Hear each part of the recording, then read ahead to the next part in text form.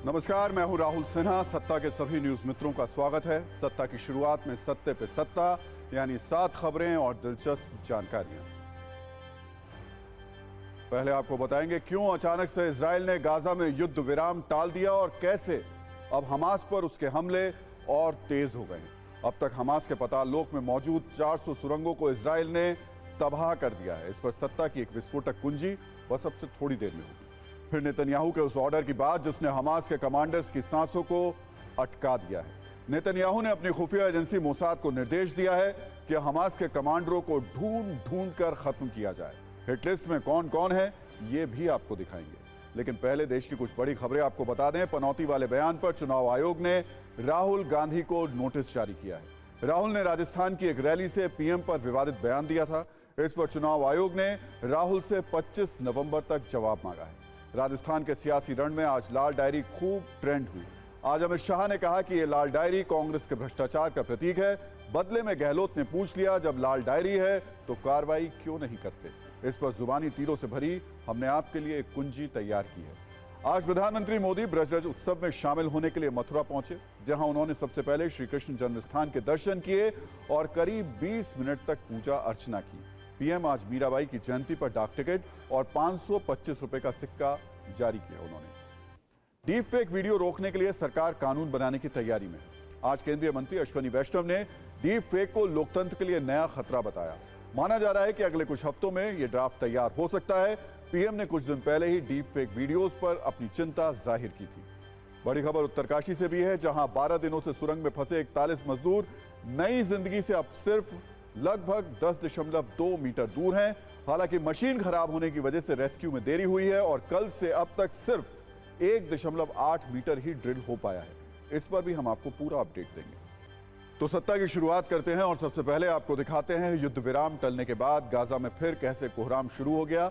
हालांकि ये युद्ध विराम टला नहीं है और हमास कमांडर्स अपने अपने बिलों में कैसे इस वक्त डर कर कांप रहे हैं।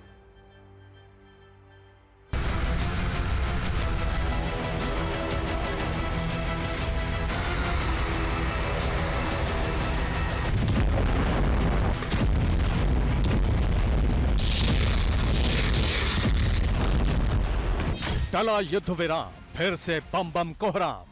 नेतन्याहू करेंगे हमास का काम तमाम।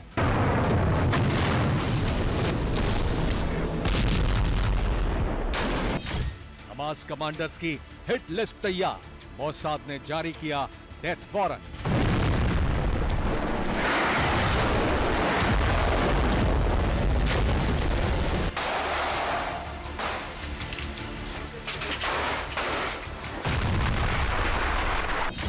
मिसाइल लैब, लाइव सरेंडर, विस्फोटक अड्डा, हमास के पाताल लोक की प्लेलिस्ट।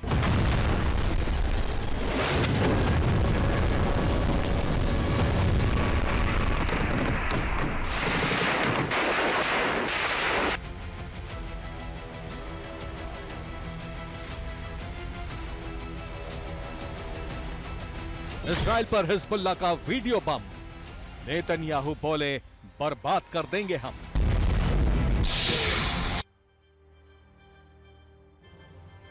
तो सत्ता में सबसे पहले बात करते हैं इजराइल हमास युद्ध की, जहां पिछले 24 घंटों से युद्ध विराम की चर्चा हो रही है। इजराइल और हमास में बंधक डील की बात हो रही है, लेकिन किसी भी एंगल से गाजा में बारूदी कोहराम थमता नहीं दिख रहा है। ना तो आसमान से मिसाइल और बम के हमले रुक रहे हैं, ना जमीन पर गोले बरसाते टैंकों का शोर कम हो रहा है। ऐसे में जाहिर है हमास के ठिकाने, हमास के लड़ाके धीरे धीरे खात्मे की ओर बढ़ रहे हैं। पहले आपको वॉर जोन से आए कुछ वीडियो से ये बताते हैं कि कैसे इस वक्त भी गाजा में हालात बेहद विस्फोटक हैं, जिंदगी खतरे में है, सिर्फ और सिर्फ बारूद की ही सत्ता है। ये गाजा पर इजराइल की एयर स्ट्राइक की तस्वीरें हैं जो कुछ देर पहले आई हैं। इस वीडियो में गिरते बम और भस्म होती इमारत की तस्वीर आपको नजर आ रही होगी। इजराइल का दावा है कि यह हमास का ऑपरेशनल कमांड सेंटर था, जहां से हमास के लड़ाके इजराइल पर रॉकेट अटैक की साजिश रचते थे, जहां हमास के लड़ाके छिपकर हमले की रणनीति बनाते थे। लेकिन अब यह कमांड सेंटर इजरायली बम की भेंट चढ़ चुका है, मिट्टी में मिल चुका है। यार ये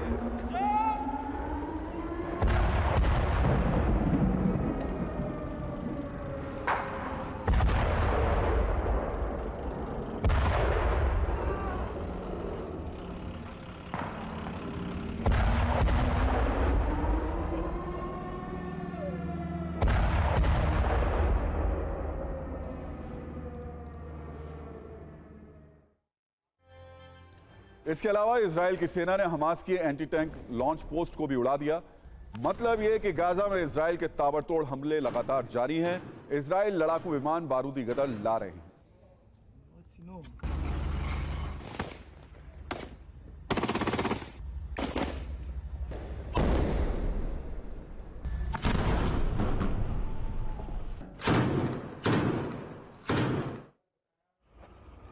दूसरी तस्वीर इजराइल की सेना के ग्राउंड ऑपरेशन की दिखाते हैं, जहां नेतन्याहू आर्मी के मार्कवा टैंक हमास के ठिकानों पर गोले दाग रहे हैं। जैसा इजराइल के पीएम पहले भी बोल चुके हैं, हमास के खिलाफ कार्रवाई में इजराइल की सेना कोई भी नरमी नहीं बरत रही है।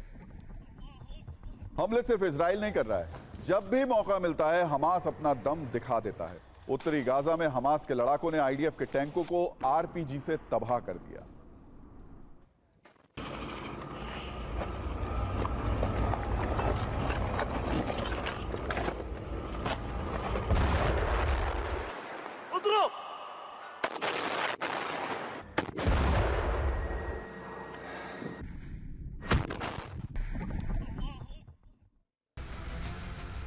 जहां तक बात इजराइल और हमास में बंधक डील के टलने की है, तो टाइम्स ऑफ इजराइल के मुताबिक डील के लिए अभी आधिकारिक दस्तावेज पर साइन नहीं हुए हैं। इस वजह से आज ये प्रक्रिया शुरू नहीं हो पाई। सूत्रों के मुताबिक कहा जा रहा है कि हमास छोड़े जाने वाले बंधकों की लिस्ट इजराइल को नहीं दे रहा है। हमास का कहना है कि इजराइल की बमबारी की वजह से वो रिहा होने वाले बंधकों की लिस्ट नहीं दे रहा है। हमास ने सीज फायर और बंधक की रिहाई में नई शर्त भी रख दी है। हमास का कहना है कि सीज फायर में हमास के बड़े नेताओं पर ना हमला हो, ना ही इजराइल उन्हें पकड़े। इजराइल ने हमास की यह शर्त मानने से इनकार कर दिया है। अब सीज फायर का नया वक्त, नई तारीख इजराइल और कतर के अधिकारी मिलकर तय करेंगे। अटकी डील के बीच इजराइल ने हमास के नॉर्थ गाजा ब्रिगेड हेडक्वार्टर पर भी कब्जा कर लिया है। आईडीएफ का साफ साफ कहना है कि हम अभी युद्ध खत्म नहीं कर रहे हैं, जब तक हम जीत नहीं जाते इसे जारी रखेंगे।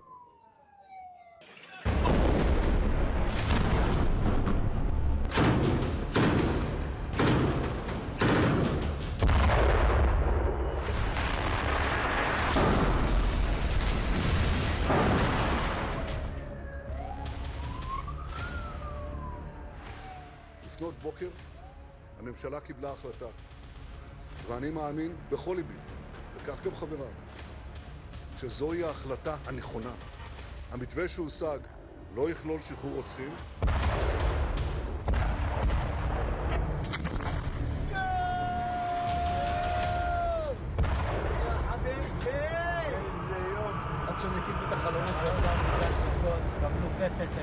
This is a war that we did not start and we did not seek. An operational pause for release of hostages does not change it.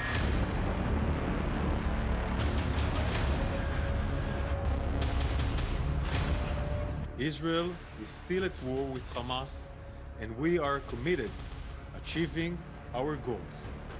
Defeat Hamas and bring all our hostages home.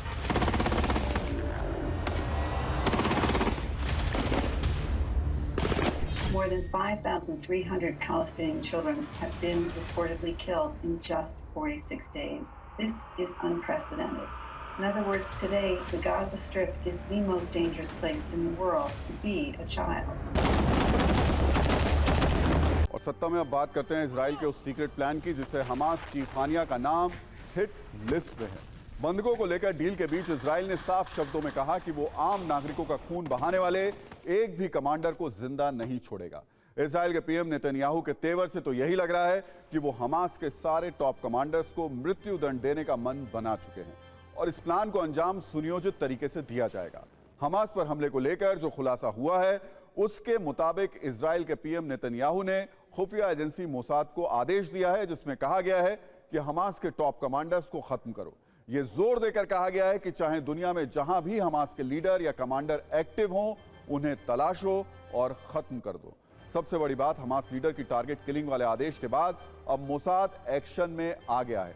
Mossad ने Hamas नेताओं की list तैयार कर ली है। पूरी दुनिया में इनकी तलाश की जा रही है।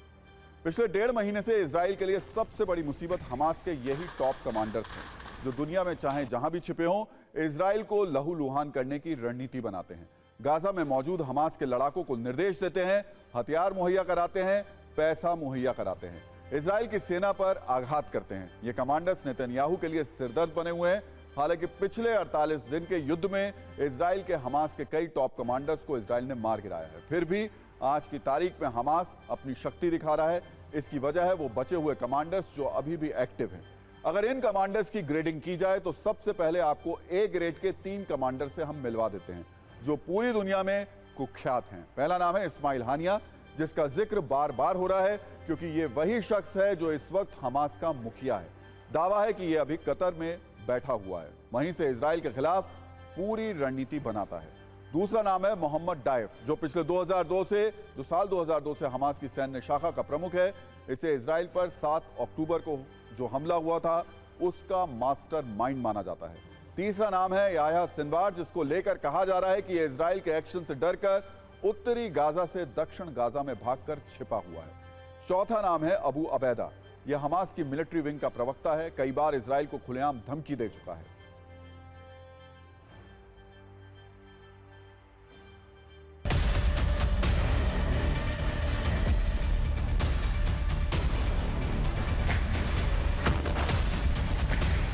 इजराइल और फिलिस्तीन के बीच जो युद्ध 7 अक्टूबर को छिड़ा, इन 7 अक्टूबर के बाद से पिछले 47 दिनों में हमास के कई सारे ऐसे बड़े चेहरे हैं, बड़े कमांडर्स हैं जिनको इजरायली डिफेंस फोर्स ने मौत के घाट उतार दिया है। लेकिन अब भी कई ऐसे चेहरे हैं जिनके कंधों पर पूरा दारोमदार था, जिन्होंने इस हमले की पूरी प्लानिंग रची और जिनके कहने पर इस हमले को अंजाम दिया गया, वो अब भी इजरायली डिफेंस फोर्स के पकड़ से दूर है। लिहाजा प्रधानमंत्री नेतन्याहू ने यह फरमान आईडीएफ के लिए जारी कर दिया है कि फिलहाल की तारीख में, आज की तारीख में उन कमांडर्स को खत्म करो जिसके कहने पर यह पूरी साजिश रची गई।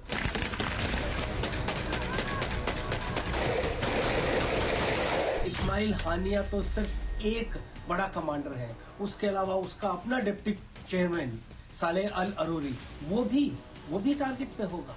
और इनके हमास के जो मिलिट्री कमांडर या डिप्टी मिलिट्री कमांडर हैं मोहम्मद दैफ और मरवान नीजा, ये भी इजराइल के रडार पर हैं।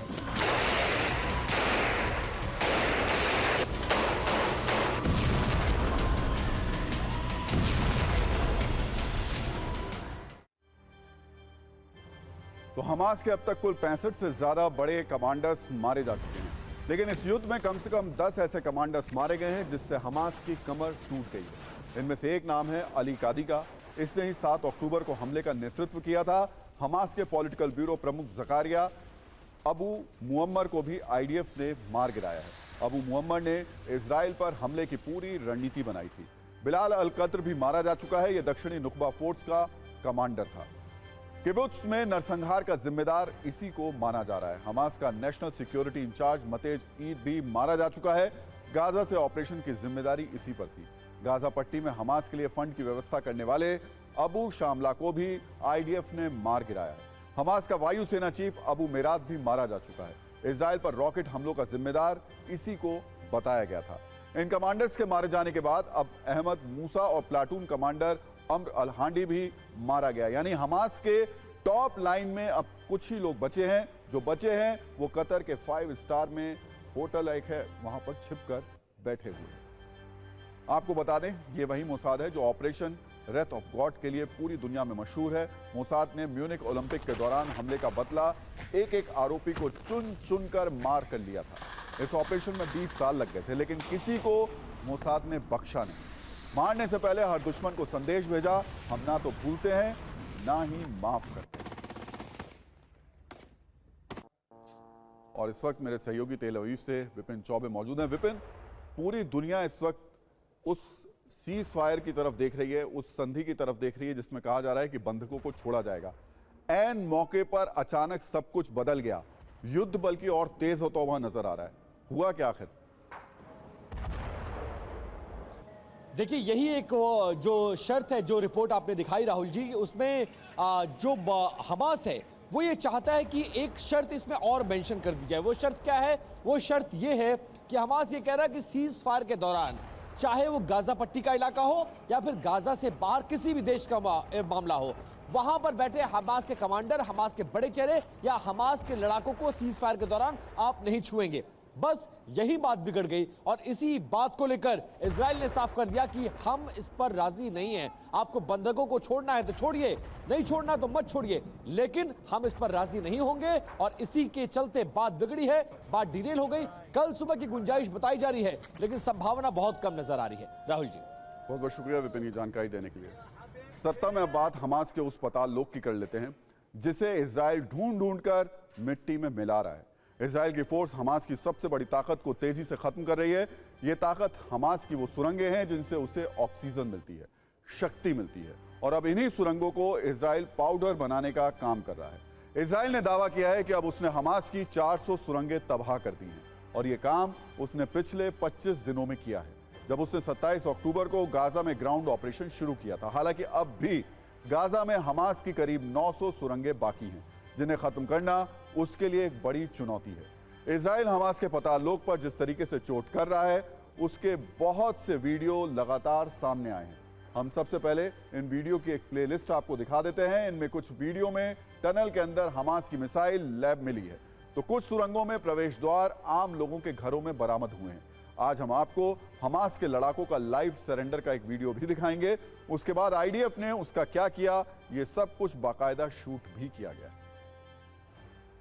तो सबसे पहले वीडियो हमास की मिसाइल लैब का है जो पहली बार सामने आई है। इजराइल का दावा है कि यह मिसाइल लैब एक मस्जिद के अंदर बनी सुरंग में बनाई गई थी। आईडीएफ ने जब इस मस्जिद पर छापा मारा तो इस लैब का खुलासा हुआ। इसमें जगह जगह मिसाइल के शेल पड़े हुए थे, बारूद का ढेर था, मिसाइल का सामान बाहर से लाया जा रहा था और यहां असेंबल किया जा रहा था।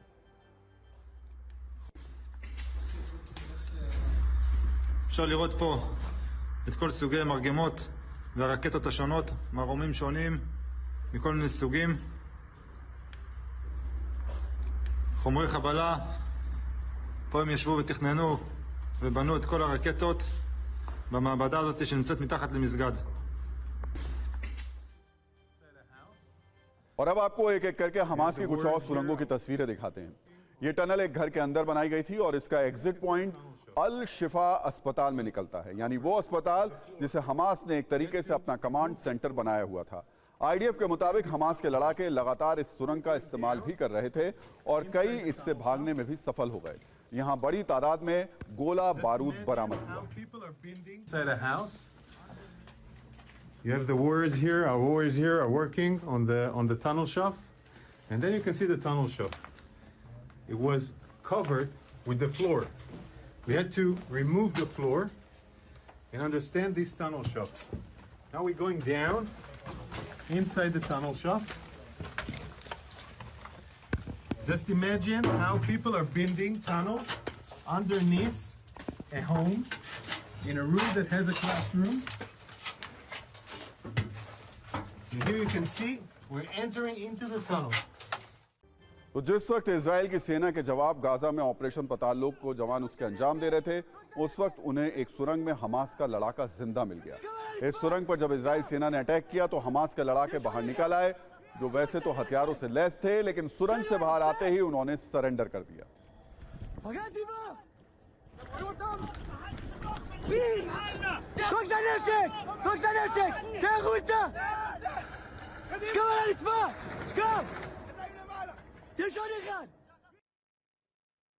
इजरायली सेना अल शिफा अस्पताल पर खासतौर से जोर दे रही है और वीडियो रिलीज करके ये गवाही दे रही है कि अस्पताल के नीचे सुरंगें बनी थी और अस्पताल का इस्तेमाल ह्यूमन शील्ड की तरह किया जा रहा था।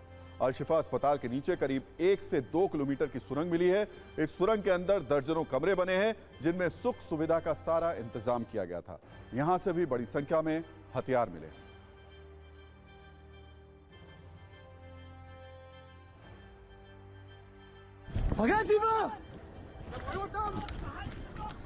Inside the house.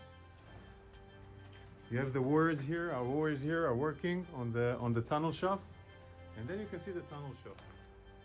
It was with the floor.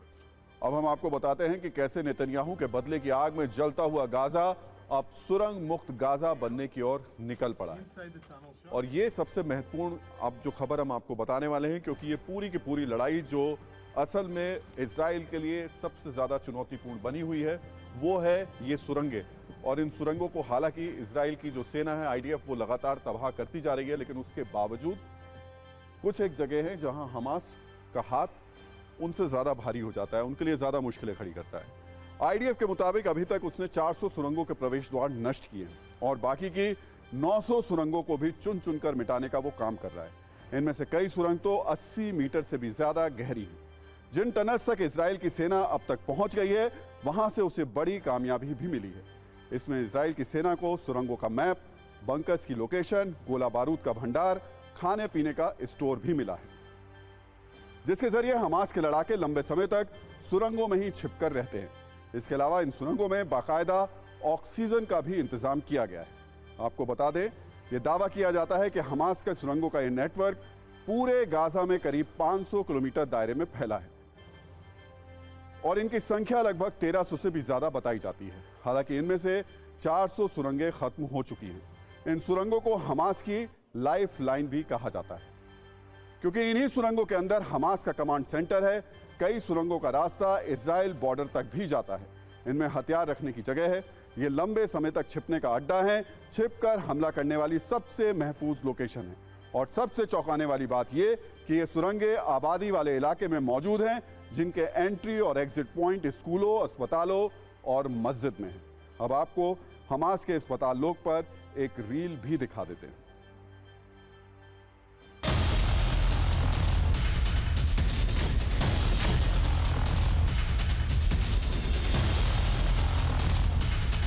The Shifa Hospital compound, we're underneath the ground. We are approximately between the Qatarian building is above us, and this is the way to the street, meaning this is a way that goes outside from the hospital.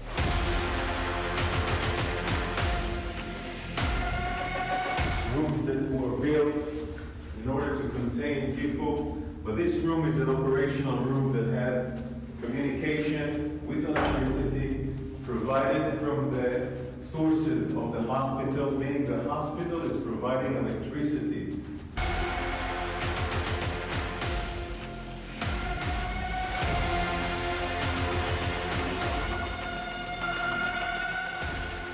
This is a room, where you can sleep, eat, make command control. It also has an air conditioning. This air conditioning goes above the hospital. One of the reasons that allows us to understand this complex is that we found the engine of the air conditioner, of course, out. और अब सत्ता में news का number game, जिसमें हम आपको इस्माइल हानिया के Hamas का वो बुलेट प्रूफ आर्थिक साम्राज्य दिखाते हैं जिसे आसानी से खत्म करना मुश्किल ही नहीं बल्कि नामुमकिन लगता है। इजराइल से युद्ध के बीच हमास से जुड़ी एक चौंकाने वाली जानकारी सामने आई है और ये जानकारी हमास की आमदनी को लेकर है। दावा किया गया है कि हमास की आर्थिक सत्ता 100, 200 या 300 करोड़ की नहीं है, बल्कि 10,000 करोड़ रुपए प्रति वर्ष की है। यानी हमास की हर साल हजारों करोड़ रुपए की आमदनी होती है और ये आमदनी हमास अलग अलग तरीकों से करता है। हानिया के पैसों की झोली कहां से भरती है और कितनी भरती है, ये भी आपको बता देते हैं। पश्चिमी मीडिया के हवाले से दावा किया गया है कि हमास को आयात शुल्क से करीब 3,000 करोड़ रुपए मिलते हैं। इसके अलावा 6,250 करोड़ रुपए अलग अलग देशों के विदेशी फंडिंग से आते हैं। ईरान भी हर वर्ष करीब 833 करोड़ रुपए की मदद हमास को भेजता है। यह पैसा हमास की ओर से क्रिप्टो करेंसी में निवेश किया गया और उससे भी प्रतिवर्ष करोड़ों में उसका खजाना भर रहा है, जबकि हमास का कारोबार पश्चिम एशिया के कई देशों में फैला हुआ है, जो प्रतिवर्ष करीब 4100 करोड़ रुपए का है। फाइनल में मिली जीत के बाद वर्ल्ड कप की जो स्थितियां हैं, कहानी है, यानी जीत तो मिली ऑस्ट्रेलिया को। उस ट्रॉफी के साथ ऑस्ट्रेलिया कप्तान ने जो अपने देश वो वापस लौट भी गए हैं। टीम इंडिया की अगर हम बात करें तो टीम इंडिया ऑस्ट्रेलिया के साथ T20 सीरीज खेलना शुरू कर चुकी है। एक्सपर्ट्स और क्रिकेट प्रेमियों का विश्लेषण ठंडा पड़ चुका है, लेकिन फाइनल वाली हार पर हमारे देश के बड़े बड़े नेताओं का धुआंधार विश्लेषण लगातार जारी है। और सिर्फ विश्लेषण ही नहीं हो रहा है, इस विश्लेषण की मारक क्षमता को तीव्र और तीखा करने के लिए नए नए शब्द भी गढ़े जा रहे हैं। भारत की हार पर नेताओं के विश्लेषण से जो शब्द निकलकर ट्रेंड हो रहे हैं वो शब्द हैं पनौती, जयंती, पाप, पापी, भगवा और आशीर्वाद, ये सारे शब्द क्रिकेट एक्सपर्ट्स नेताओं ने दिए हैं।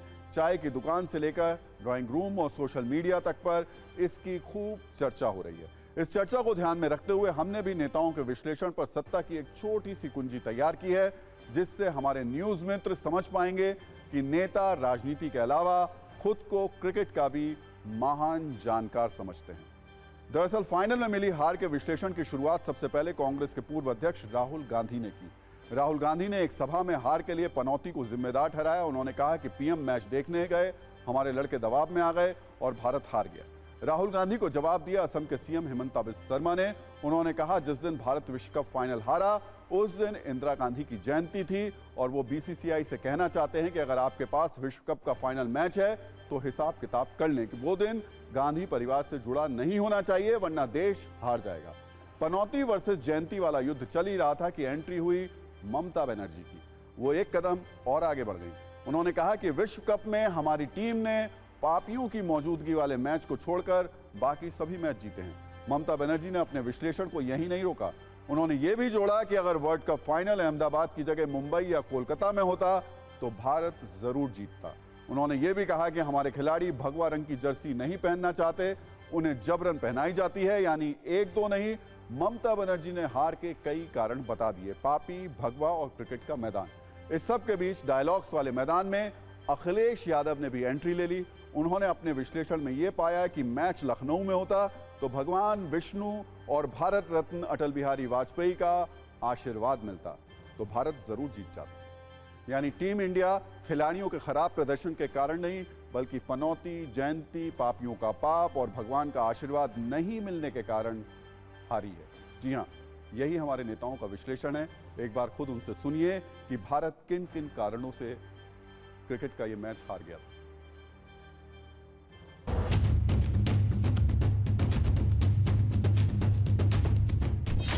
पनौती पनौती पनौती, वो अच्छा भला वहां पे, अच्छा भला हमारे लड़के वहां पे वर्ल्ड कप जीत जाते, वो वहां पे पनौती हरवा दिया। ये तो वो दिन इंदिरा गांधी का जन्मदिन था, बीसीसीआई ने गलत दिन में फाइनल किया।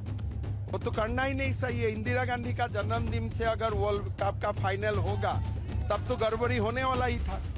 तो इसीलिए बीसीसीआई को आगे पीछे सोचना चाहिए।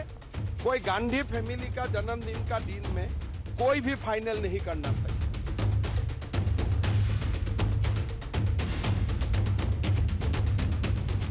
ইন্ডিয়ার ফাইনাল যদি কলকাতায় হতো বা ওয়াঙ্কাড়াতে হতো আমরা জিততাম। আমাদের ছেলেমেয়েরা এত ভালো খেলাধুলায় সব গেরুয়া পরিয়ে দিয়েছে। পাপিষ্ঠরা যেখানে যাবে সেখানেই মনে রাখবেন পাপে কখনো বাপেরেও ছাড়ে না, এটা একটা প্রবাদে আছে। এত ভিতুর দল আমি দেখিনি।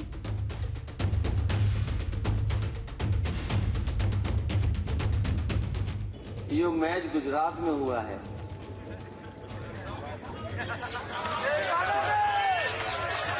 अगर ये स्टेडियम लखनऊ में हुआ होता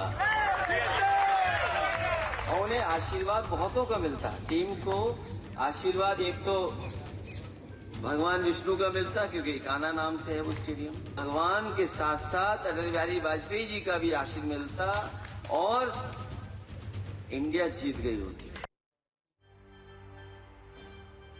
तो दरअसल क्रिकेट वर्ल्ड कप का सीजन खत्म हो चुका है, लेकिन चुनाव का सीजन जारी है और नतीजे आने में अभी कुछ वक्त बचा हुआ है। इसलिए हमारे नेता नए नए और ध्यान भटकाने वाले मुद्दों को स्विंग करा रहे हैं, जिससे जनता असल मुद्दे को मिस कर जाए और चुनावी ओवर खत्म हो जाए। लेकिन चुनावी राज्य वाले न्यूज मित्रों से हमारी अपील है कि नेता मुद्दों को स्विंग कराएं तो आप भी असल मुद्दों पर टिके रहिए।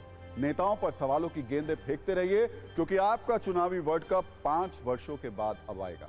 हालांकि राहुल गांधी की पनौती और जेब कतरे वाले बयान पर चुनाव आयोग ने उन्हें नोटिस भेजा है और 25 नवंबर तक इसका जवाब मांगा है।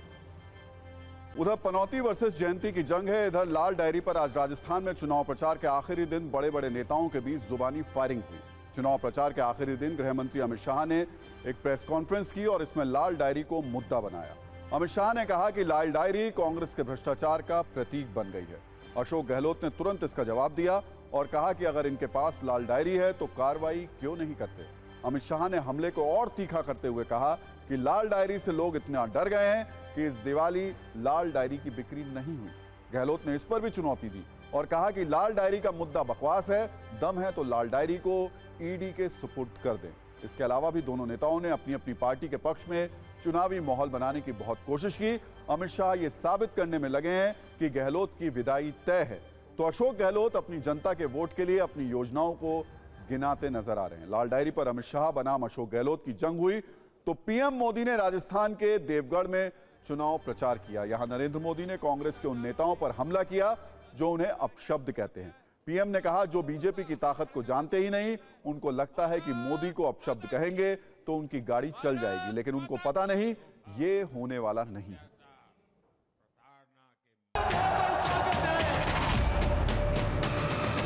राजस्थान की लाल डायरी,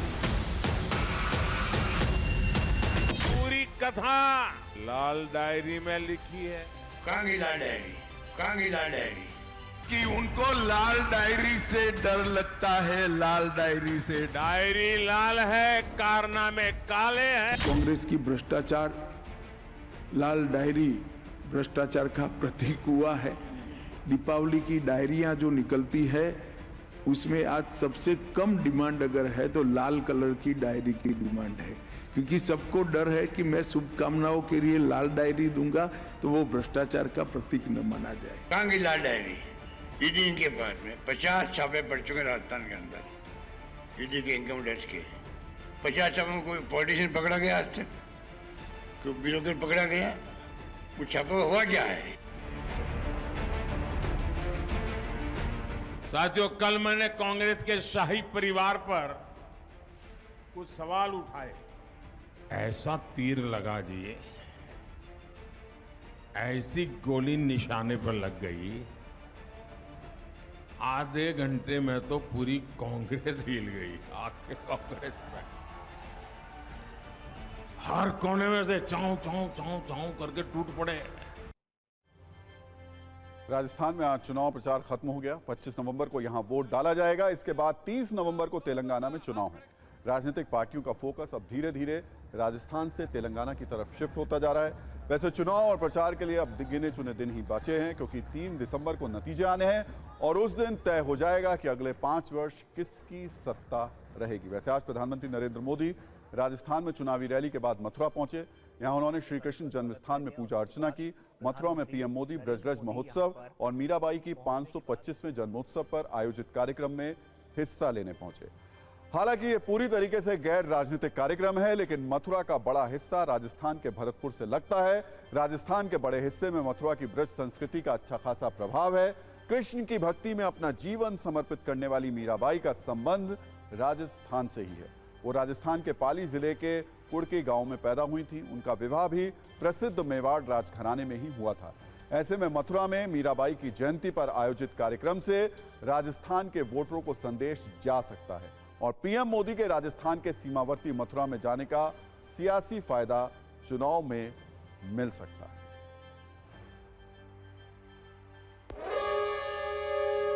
तो देखिए, सत्ता में आज का टाइम खत्म हो गया, लेकिन अपने सभी न्यूज मित्रों से हमारी न्यूज रिक्वेस्ट है कि वो सत्ता की न्यूज को ज्यादा से ज्यादा शेयर करें और अपने सुझाव हमें व्हाट्सएप जरूर करें।